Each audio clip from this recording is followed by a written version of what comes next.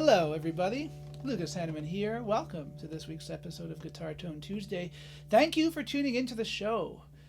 If you're new to Guitar Tone Tuesday, don't forget to like, share, subscribe, because we love talking about interesting guitars on this show. That's for darn sure. And this guitar is one of them. This is an Eastman PCH1-OM with the CLA designation, and that stands for Classic Finish.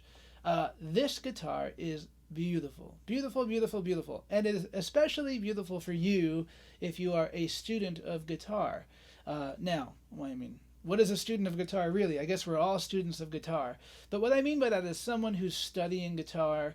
If you're someone who's taking guitar lessons, if you want to be taking your guitar out often, if you're somebody who is new to the world of acoustic guitars, this, in my opinion, is the guitar for you.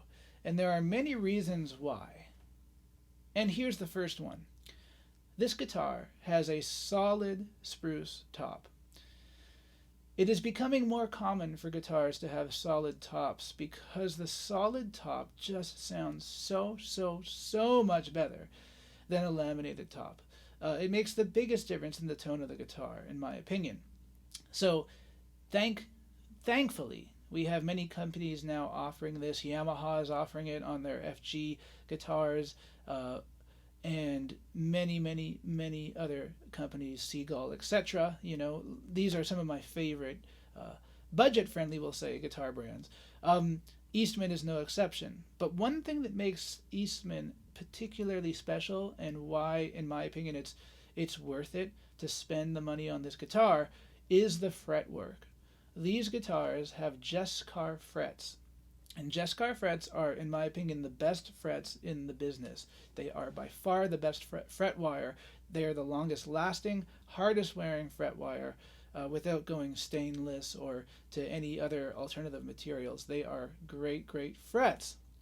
So, the frets are great, but even harder for you to see probably on the video. But the fret work is also impeccable on this guitar. The fret ends are rounded beautifully. And Eastman has stepped it up in this regard so much in the past few years. They are just killing it with their fret jobs. I absolutely love the feel when I ran my hand up and down this neck. I love the feel of the back of the neck. I love the feel of the edges of the fretboard. And that is something that, if you're new to playing acoustic guitar, will encourage you to play more and more and more. So it's a highly motivating guitar to play.